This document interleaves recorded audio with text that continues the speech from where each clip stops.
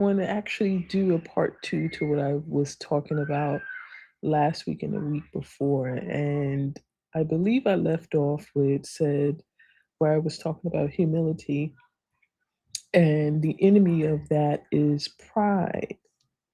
So I want us to go a little deeper with that because as I was preparing for tonight, some things dropped in my heart, and I thought it would be worth mentioning, especially because pride is one of those things that can really deteriorate a relationship, right? And we want to have the best relationship with our teens. We want to have the best relationship with, anybody we interact with. But with our teens, with that parent teen connection, we want it to stay strong. We want it to stay healthy.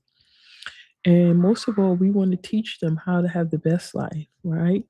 How to thrive in their relationships. And that all stems from the relationship that they have with us. So tonight I'm going to continue talking about pride, but tonight I want to go a little bit deeper with specifically the root of that internal messaging um, about pride. Stay tuned.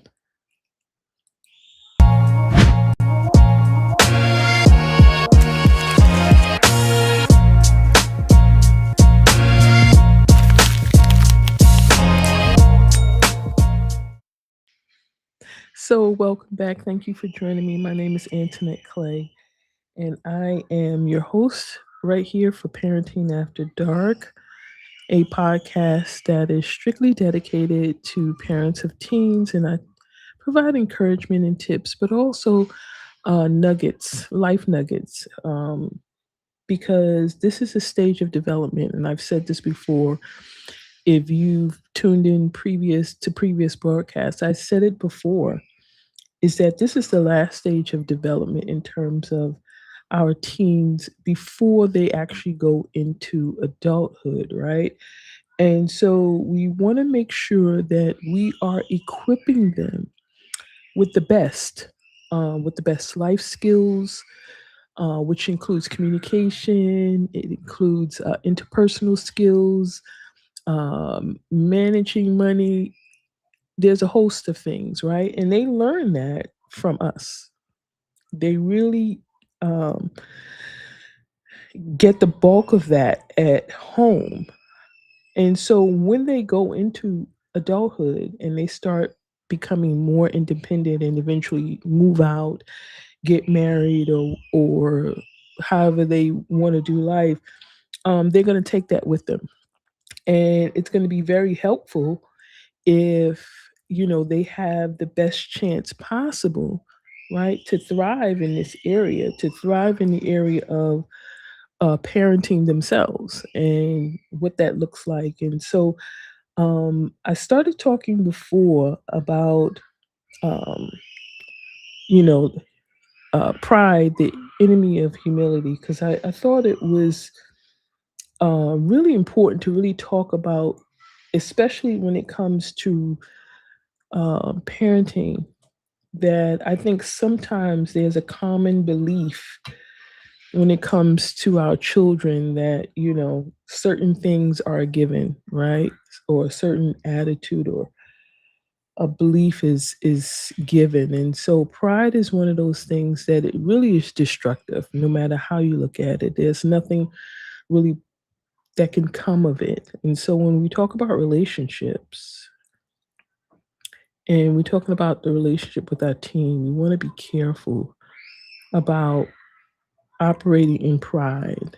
And so tonight I'm going to talk about that internal messaging. What is that internal message that comes up or repeats during certain times when you're parenting your teen? And so the first one I wanted to talk about is fear of losing that control, or that rather respect. I said control, but I remember I had changed it because I wanted to really make sure that I wanted to highlight. So we really don't want to control our children. I mean, when I say control, I mean where you're micromanaging, you're over obsessing, you are nitpicking, you're nagging. We're not talking about that. When it comes to the teenage years, it's more about influence and it's more about guiding, right? And so, with the fear of losing that respect, sometimes there's that internal dialogue from a parent that says, you know, the belief is that, you know, they're not wrong and they can never be wrong. So, with that comes that fear, or that if I don't, you know, if my teen is sees my flaws, if they see the things that's wrong with me, then they're not going to respect me, and then ultimately they're not going to listen. They're not going to do what I tell them to do, or whatever that messaging is. And so, thinking about that, I just wanted to talk about that because that's really a a non-healthy way of looking at parenting. And pride always wants to cover things, always wants to make it seem like it's a personal attack against you. So you feel like you need to be defensive. You feel like you need to be like, I'm going to demand that you respect me because that's the only way I'm going to get you to do what I say or to listen. And that is the wrong approach. That's the bottom line of that is fear. Fear that they won't respect you, they won't respect what you're saying, that they are going to take advantage in some way and exploit that when that's actually not the case. Your teen, if they've been living with you, like my daughter, or if your kid's been with you all their life, they see your stuff. They see it and they know it. So for them, it's best that you acknowledge, you know what I'm saying, that okay, I'm not perfect.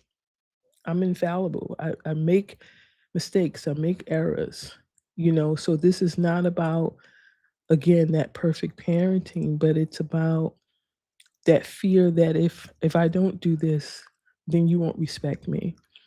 And so I honestly believe that you can be transparent with your teen and you can talk to them. But that leading by example and respecting them and their flaws, it goes both ways. So they're respecting you, you're respecting them, and it's a vice versa. And they're learning. You want them to have a healthy view of themselves, that it's not about being perfect. We're not hiding our flaws. We're not overlooking our flaws. We're acknowledging them. And we are, more importantly than acknowledging, thank you, Lord, more importantly than acknowledging them, we recognize when they show up. We recognize um, when they show up. And so, just thinking about that, you want to always lead by example. And so I thought by first talking about that fear of losing respect, that, parents feel that, that underlying belief of that their authority requires, you know, um, that they don't do wrong, or that they don't admit to the wrong or acknowledge, that they're wrong. And so I thought that was a good place to start. The second one is that underlying internal messaging that comes from when we repeat what we learned in our childhood from our parents, right? A lot of times, you know, we don't recognize, but a lot of our internal messaging comes from what we've picked up from our parents in whatever respect it is, whether it's about money, finances, or whatever. But when we repeat that behavior, or when we allow that particular internal message to continue to perpetuate, it can be very bad. Maybe in, some households, um, being vulnerable, apologizing, recognizing when one is wrong, when a parent is wrong, and a parent apologizing was not the norm. It could be the exact opposite, where parents felt like they were never wrong, and the kids were always wrong. They never apologized because, again, they were never wrong. The kids were never wrong. So it wasn't normal to grow up in a household where parents accepted responsibility, where, they acknowledge flaws and, you know, basically was like, look, I'm not perfect, but I'm trying. Maybe that wasn't normal. Maybe the norm was pride. I'm not wrong. You're wrong. Children should be seen, not heard. We know the messages. And unfortunately, a lot of times we mimic what we've learned. It becomes natural. It becomes like the norm. And we do it unconsciously because it's built in us. And so we have to really be careful because of the fact that we don't want to perpetuate that pride to our teens. We want to actually do better, and that's always the hope. I know that was my hope as a parent. Like I want to be a better parent, to my daughter. My parents were good parents. They loved the Lord. They served God, right? I wanted to show her a different side of a relationship with God, a different side of what it's like to be in ministry and to serve. So there were things that I strive to want to do better. I wanted to show her that I can be a good parent because she deserved that. And, with her father not really being in the picture, I felt like I had double duty in that area, just so that she can feel like, she wasn't missing anything. But the reality is that I had to constantly, with intention, be aware of when internal messaging came along. Now, before she came along, I was dealing with uh, low self esteem and self worth, and not really sure about life, not really knowing what to do, and, not really knowing my place and still looking to understand my purpose, right? But I wasn't, when it came to parenting, it was like, what do I do? How do I do it? Right. And when my mother passed, that just made the whole situation worse because of the fact that my mother was like my rock. So she was my go-to for everything. And I'm like, well, you have 4 kids, you would be my parenting guru. And so when she passed, that kind of really threw me off. And so I had to like start from scratch, and really begin to depend on the Lord and really begin to seek God. And so, fast forward to when my daughter became a teen, it was really trying for me in a lot of ways because I wasn't sure, I didn't know. And it never really and this is funny, it didn't really dawn on me about looking back to my teen years, because in my teen years, we're talking about a different world, different culture, different way of society. But it was the same battles. And so fortunately, with grace of God, I got through the teen years, but I learned some hard lessons. And I actually operated in a lot of pride because I didn't ask for help. So for me, pride showed up when I didn't ask for help. I couldn't ask for help. I was afraid to ask for help. I was embarrassed to ask for help. Who asked for help to parent? Like it was for me, that was like it should be a no-brainer, Antoinette, but it wasn't. It was actually something that I should have really stepped into and said, hey, I can use some information. I can use a parenting class. I can use some, understanding. And I did. I would pray a lot and God would give me, revelation and wisdom and understanding, but I wouldn't ask others. I wouldn't, operate in that place of humility. And I realize now looking back how important that was. And so that's why I'm encouraging you today to understand that there's a there's a place of humility that as parents we have to operate in. We can't be prideful in our approach. If we feel like we're missing some things, if we feel like maybe we are doing some things and it's not really, good, we have to be mindful, of that. And we should look at that and say, okay, I can use a little bit of help. Let me call someone. Let me perhaps reach out to somebody and, get some support in place, right? And so I thought that, just mentioning that sometimes we do what we have been programmed to do because of our own childhoods. We need to be mindful if pride is in operation.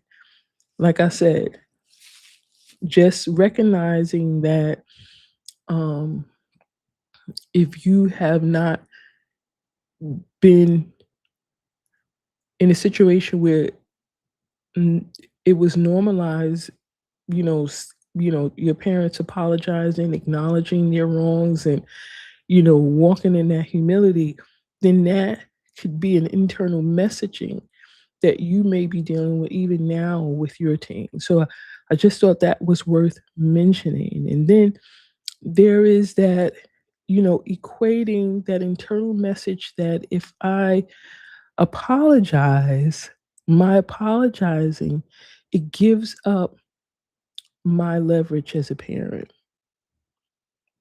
right? It validates that my teen, whatever their behavior is, that it validates if I apologize, it's validating, letting them know that what you're doing is okay and it's right. And that's not true. Apologizing is normal when you're wrong. Again, leading by example, right? Your teen is worth you apologizing if you were wrong. You're not apologizing for their behavior. You're apologizing for yours, right? And so I wanted to kind of like just throw that in there as a reminder that you're not losing leverage. You're not losing respect. Okay? You're not validating their misconduct if you apologize. It's not you're not surrendering or giving them, this extra, you know, room to do it again. That internal dialogue, that apologizing means that you are okay in validating what they did wrong. That's not the internal message. That's something that, again, you have to check. Okay. Because it's about the relationship with your team. So it's really not about you being right and they're being wrong. You want to steer clear of that. It really is about that relationship, right? It really is about, you know, making sure that they understand this is how you accept responsibility. This is how you take responsibility. This is how you operate in everyday life. And then one day when you become a parent, you'll do the same thing, right? You'll be able to normalize, you know, um, the behavior that's healthy, that's good behavior. And so I'm gonna stop right there because those are the three main ones that I wanted to talk about, which is that fear of losing that respect, you know, that inherited dialogue, internal messaging that we learned from growing up. That it wasn't normalized, right? Apologizing and acknowledging wrongs, from our parents. Then, of course, that's definitely going to be in play, and we need to be mindful of that. And then, of course, equating apology with surrender, kind of thinking about it like you're winning. If I apologize, you won. That's an internal dialogue that as parents you don't want to allow to you don't want to allow to continue to manifest in your parenting. We gotta really be careful about that. Um, it's so it's such a danger to operate in such a way that, and I've said this before and I'll say it again. I think this will kind of tie it all together. We need to be parenting the way God parents. So it's a whole lot of grace. I actually posted this on the social media about a parenting mocktail. It's a whole lot of grace. You have some understanding. You have some clapback. You have boundaries. You have love. But the reality is that we need to be parenting the way God parents, and that is with a lot of grace. Foundation of that is love. Now, when I say love, I'm not saying what internet sound like. My teen could do no wrong, or like I'm just supposed to be this super understanding parent. No, you're supposed to be a loving parent, leading by example, operating in grace. You're giving guidance and wisdom. You're coming alongside them. You're being there, that you're partnering with them. They are now making choices and decisions, and you're now helping them to navigate that. Because at some point, they have to, again, they become independent and they move on with their life. They need to know how to operate in the world, how to function in the world, how to, be in the world, and function in relationships, whether it's business, whether it's personal, or otherwise. And so, being understanding and operating in grace is not giving your team permission to act crazy and be disrespectful. Now, if they are being disrespectful, if they are acting wild, we have to get to the bottom of that. And that means you got to sit down and start having conversations. What's going on? What's their internal messaging, right? I had said this before in one of my earlier broadcasts. It's not what's wrong with them, it's what has happened. What has happened to make them to react and to do the things that they're doing.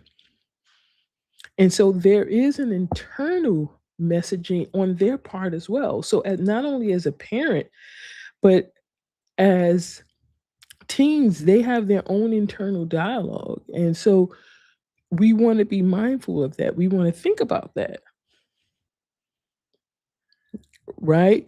We want to think about that and, help them to kind of like navigate that internal messaging. What's really going on when you do that?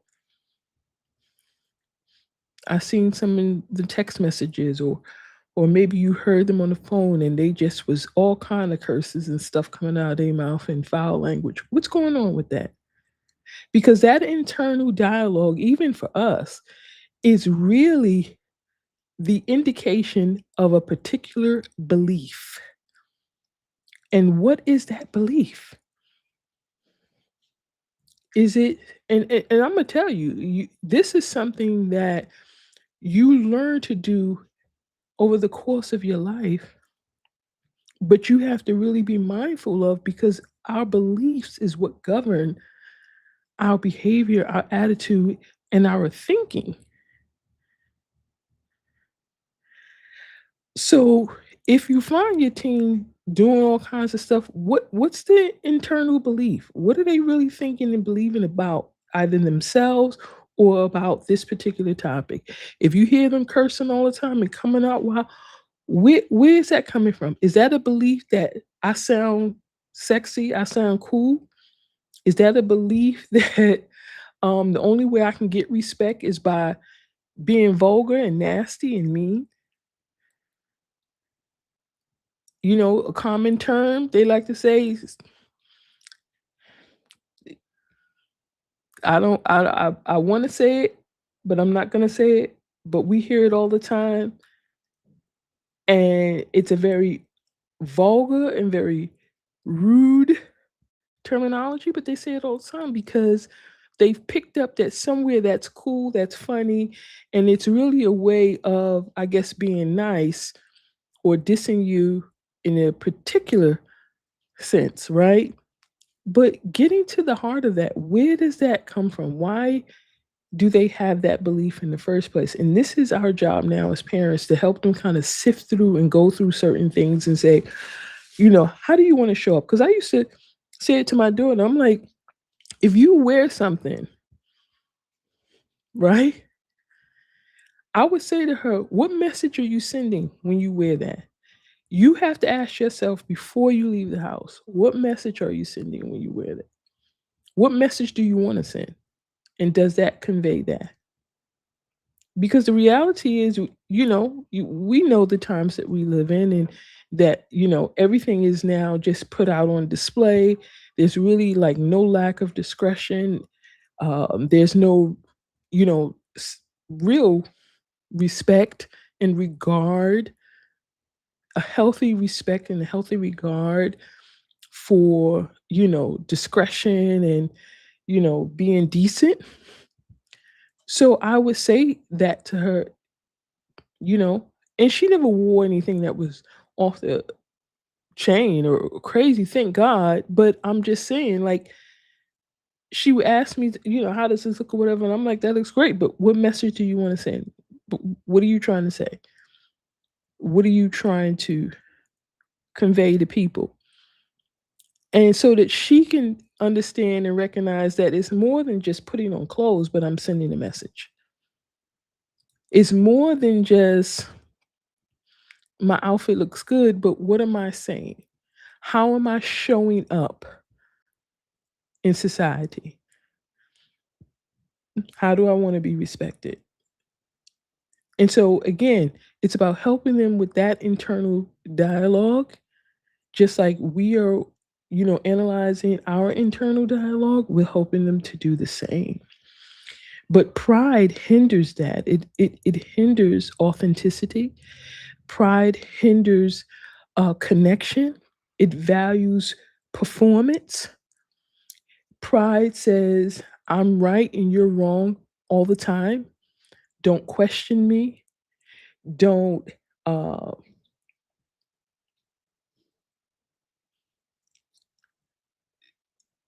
don't say that I'm wrong.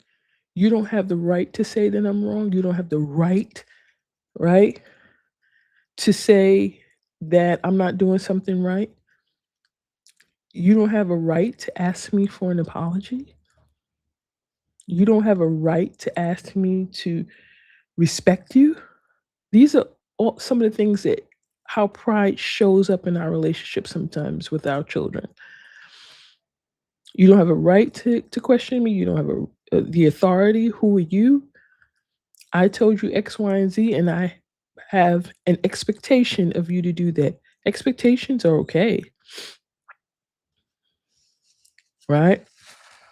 But again, being mindful of this internal dialogue, and I'll say this because I'm so glad the Lord brought this back to my remembrance. So oftentimes with pride, there is this attitude that you have to defend what you're saying. That we're looking at this relationship or this conflict with our teen as a place to um, defend our position, or to look at it as a win or lose. That's all wrong. There's no win and lose with parenting. This is the last opportunity for us to really affect change, to really walk in love and grace towards our teens. This is such a powerful time of really getting them off to a good start. It's almost like our final act, right? That this is the last time that we'll really have this ability, in a sense, to influence our team. Because it's really not, again, I'll say it again, it's not about control, them doing what we want them to do all the time, constantly doing what, no, it's about them thinking and understanding and understanding how to relate in relationships. So many people are in relationships and they don't know how to communicate. They don't know how to be vulnerable because that is something that is not encouraged in our society. To be vulnerable, to walk in humility. Man, you gonna get Ante, you gonna talk about me getting run over by my kids. You're gonna talk about my team really, you know, going off on me. No, no, no, no. Because what we have to understand as parents is that humility is a very powerful tool.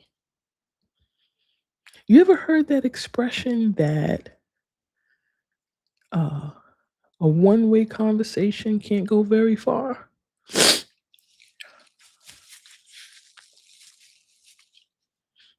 Humility says, I won't argue with you. I'm not going to fight with you. I'm not going to react to what you're saying.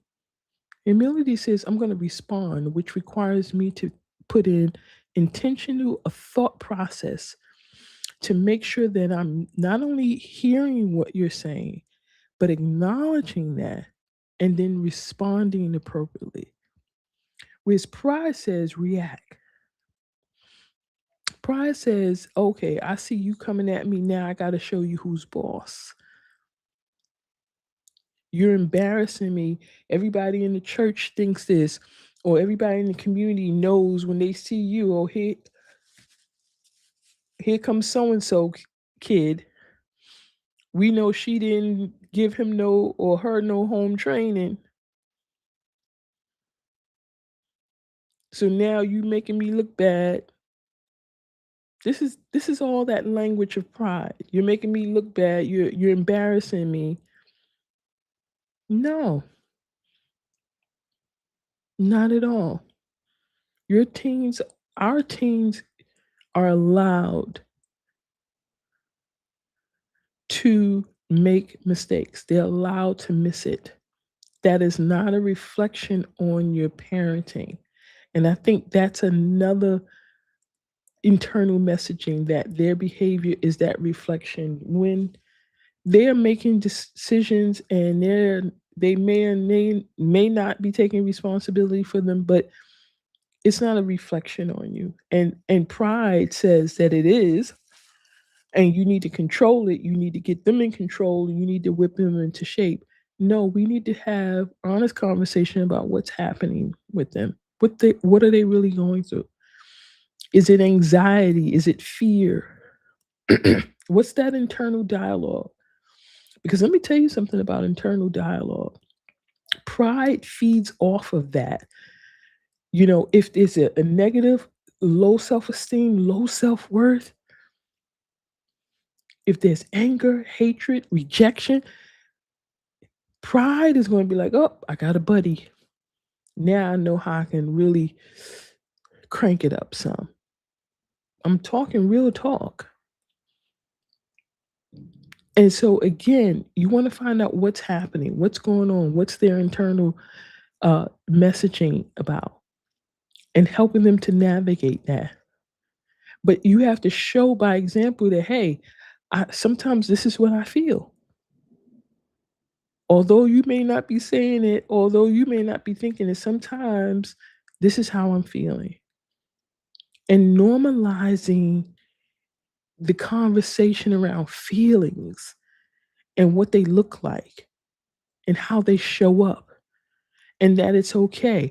If you understand and you recognize, now you can be more proactive in changing how you show up, changing how you respond, right? And so I think I'm gonna wrap that up. Because I hadn't even intended to go this direction, but I'm just being led in my spirit because it's so important, especially in this day and age. We have so much that's going on with our young people. And so we don't have the time, we don't have the luxury of doing anything haphazardly, being nonchalant, carefree, Oh, in 2 years they'll be 18, they'll be out of my house. I don't care. Those old thinking habits, those old beliefs, we got to toss them out the window. If you got 2 years,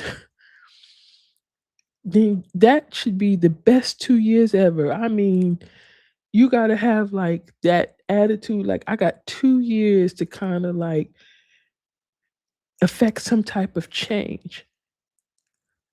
Have Bible study. Sit down every night and read a scripture, even if it's not every night, maybe every other night where you're looking at a movie about that has, some spiritual context to it, or you're reading a Bible verse and you're talking about it. I love having conversations with young people because, again, I said it before, they have a lot of wealth of ideas and understand, and they see the world differently. Find out what your teens perspective is. Do they have a world view, or do they have a spiritual view of the world? Like, find out. And that's going to tell you what direction you can go in, where to start off. And maybe I'll talk about that next week. Understanding, that what are they thinking? Because it's more than just being rude and disrespectful. Because, I've worked with teens in the past. And so I know there were some people that they respected and some that they didn't. And I used to always be like, I wonder why, until I got to know some of these individuals. And then I understood why, right? I understood why, there was a level of respect there for some and not for others. And I just think that a lot of times, we miss it because we don't take the time to talk and actually let them talk and let them share. Let them, talk about feelings. They may not want to talk about feelings, right? They really may not. Or they may. You catch them on the right day, they may want to open up and really share some things. And sometimes that's what they're really looking for, but they don't know how to say it. And sometimes they're scared to do it because we nitpick, or we over obsess, or we get crazy. Like, they're thinking about this and they're thinking about that. And it's just a thought, right? You don't want to, get too into it. It's just a thought. See why it is that they think that way, or why they believe that way. You'd be surprised. One of the things, I realize as a parent is whatever I'm doing, whatever I'm thinking, whatever, it's what I'm not doing and thinking that she's picking up on, or that she's seeing. And I knew that somewhere in my mind, but it when she told me, that's when the Lord was like, boom, I dropped that in your heart, because it was true. When she told me how she saw me do X, Y, and Z for people, or minister to people and help people, I didn't even know she was paying that much attention, but she was. When she saw how whatever it is that I did for them, however I was a blessing, when she told me she saw that, that was her okay to say, okay, if I'm going to talk about loving God and serving God, mom is showing me, giving me an example. She's being that. I never told her, but she looked at what I did in the life that I lived and used that as an example. She didn't see me cursing, hollering, doing all kinds of things, men coming in. She didn't see that. So it was normal for her to see the exact opposite. And so then she took on that as a part of her identity. She took on that as a part of how she shows up, how she loves people, how to help people.